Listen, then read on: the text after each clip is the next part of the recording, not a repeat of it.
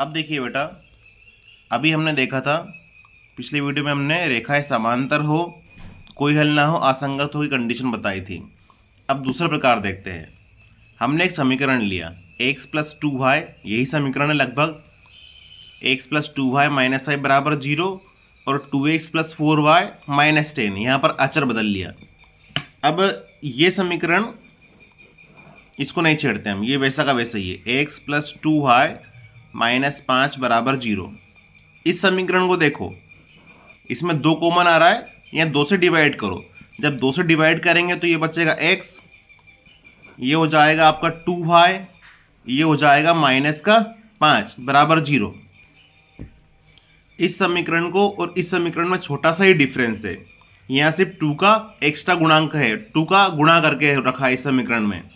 जब इसको हमने हल करा तो ये समीकरण भी पहले वाले समीकरण जैसा बन गया। मतलब पहला समीकरण और दूसरा समीकरण आपस में कैसा हो गया बेटा? बराबर हो गया।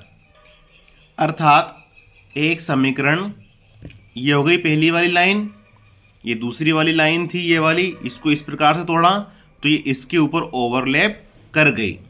मतलब रेखाएं, इसे बोलते हैं संपाती होना। रेखाएं आपस में संपाती हो गई। इसका A1, इसका A2, B1, B2, C1, C2, इनके अनुपात बराबर हुए एक प्रकार से। देखो A1 अपॉन A2, तो इसमें क्या शर्त बनेगी? A1 upon A2, B1 upon B2 बराबर C1 अपॉन C2। ये सब बराबर हैं तो रेखाएं एक दूसरे के ऊपर ही आ गई। दोनों रेखाएं हैं, दोनों रेखाएं आपस में एक दूसरे के ऊपर ही आएंगी। मतलब रेखाएं कैसी हो जाएंगी? संपाती हो जाएंगी। रेखाएं कैसी हो जाएंगी? संपाती हो जाएंगी। तब इसमें हमारे पास अपरिमित रूप से अनेक हल होंगे। अपरिमित रूप से अनेक हल होंगे। जब रेखाएं संपाती होती हैं तो हमारे पास हल कैसे होते हैं? अपरिमित रूप से अनेक हल होते हैं। ठीक है, इसे ध्यान रखिएगा। रेखाएं संपाती हो तो हमारे हल अपरिमित रूप से अनेक होते हैं। और ये रेखाएं आश्रित संगत, ये समीकरण जो है आपके आश्रित संगत समीकरण कहलाएंगे। ये आपको ध्यान रखना है बेटा। यदि A1 अपॉन A2 बराबर में B1 अपॉन B2 बराबर में C1 अपॉन C2 मिल जाए, यदि A1 अपॉन A2 बराबर B1 अपॉन B2 बराबर C1 अपॉन C2 मिल जाए तो रेखाएं कैसी होंगी? आपस में संपाती होंगी। रेखाएं आश्रित संगत समीकरण कहलाएंगी। कैसे कहलाएंगी? आश्रित संगत समीकरण। रेखाएं संपाती होंगी और रेखाएं संपाती हैं तो अपरिमित रूप से अनेक हल होंगे। 1, 2, 3, 4, इन चारों बातों को याद रखना है। ये समीकरण आपको ऑब्जेक्टिव में कुछ भी पूछ सकता है। ये समीकरण दे दे तो इसका नाम पूछ ले या इसका नाम पूछ ले, ये लाइन दे दे तो इन तीनों में से कुछ भी पूछ सकता है वो। ठीक है, ये आपको दूसरा टॉपिक था। तीसरा देखिए, तीसरा अलग है। जैसे हम लोग अभी सवाल हल करते थे उस प्रकार का एक समीकरण ले लीजिए, कोई सा भी एक समीकरण ले लिया हमने।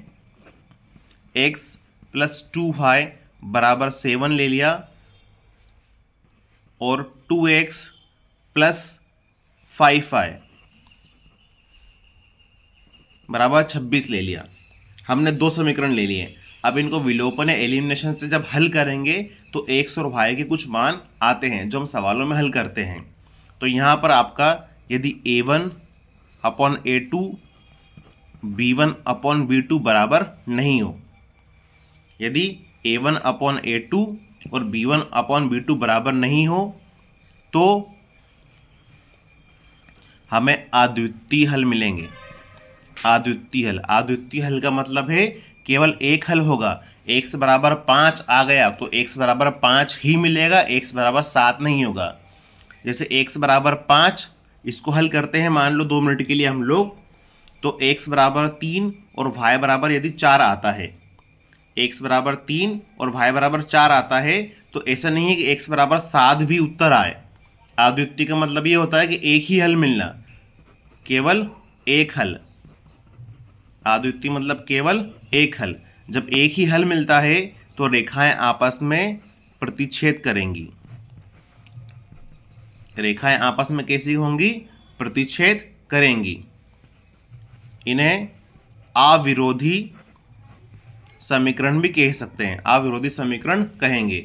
यदि रेखाएं एक बिंदु पर प्रतिच्छेद करती हैं, यदि रेखाएं केवल एक बिंदु, एक हल बोला ना, यदि रेखाएं एक वर्ड ध्यान सुनिएगा बेटा, ऑब्जेक्टिव में आते हैं। यदि रेखाएं एक बिंदु पर प्रतिच्छेद करती हैं तो हमें अद्वितीय हल मिलेगा, अविरोधी समीकरण कहलाएंगे। और हमारा फॉर्मूला क्या बनेगा, A1/A2 बराबर नहीं है B1/B2 के। तो इसमें से आपको कुछ भी वर्ड दे सकता है। प्रतिच्छेद करने की कंडीशन क्या है ये लिखना है, कंडीशन दे देगा। बोले हल कैसे मिलेंगे, अद्वितीय हल मिलेंगे। बोले अविरोधी समीकरण की शर्त क्या है ये लिखना है। तो आपको मैंने तीनों टॉपिक बता दिए हैं, इन तीनों का स्क्रीनशॉट लेके लिख लीजिएगा, ये एग्जाम में आते हैं। एक सवाल बता देता हूँ मैं आपको, उसमें और क्लियर होगा। अब इस एग्जाम्पल को देखिएगा। पहला है 5x - 4i + 8। अब हमें A1 B1 C1 निकालना है। A1 हो गया x का गुणांक, कौन है यहाँ पर 5, B1 हो गया यहाँ पर -4 और C1 हो गया आपका 8। A2 हो गया दूसरे समीकरण से मिलेगा 7, B2 हो गया 6, C2 हो गया -9। इसी प्रकार इस समीकरण में भी हमें यहाँ से A1 B1 C1, A1 B1 C1 और A2 B2 C2 ये मिलेंगे। जैसे इस सवाल में A1 है आपका 9, B1 है आपका 3, C1 है आपका 12, A2 है आपका 18, B2 है 6, C2 है आपका 24, है ना। एक बात ध्यान रखिएगा, RHS में 0 करना है। अगर ये 10 इधर हो तो 10 को इधर ले आना पहले, है ना। यहाँ पर 6 - 3 10, यहाँ पे 2 - 1 और 9, ठीक है। अब इसको देखो, A1/A2 ये लिखा है 5/7, ये लिखा है -4/6।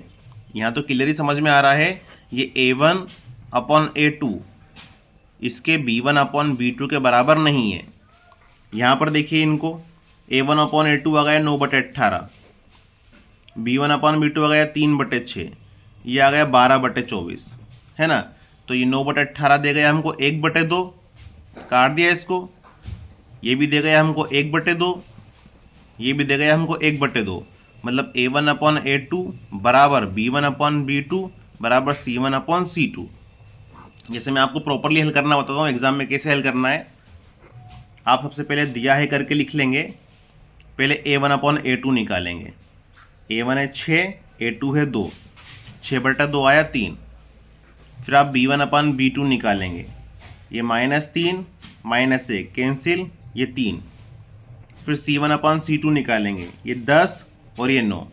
आप अतः करके आप क्लियर देख सकते हैं A1/A2 बराबर आ गया B1/B2 के, लेकिन C1/C2 के बराबर नहीं आता है। A1/A2 3, B1/B2 3, C1/C2 अलग आ गया। तो देखो पहले सवाल में क्या आया था, A1/A2 बराबर नहीं है B1/B2 के। पहले सवाल में A1/A2 बराबर नहीं है B1/B2 के।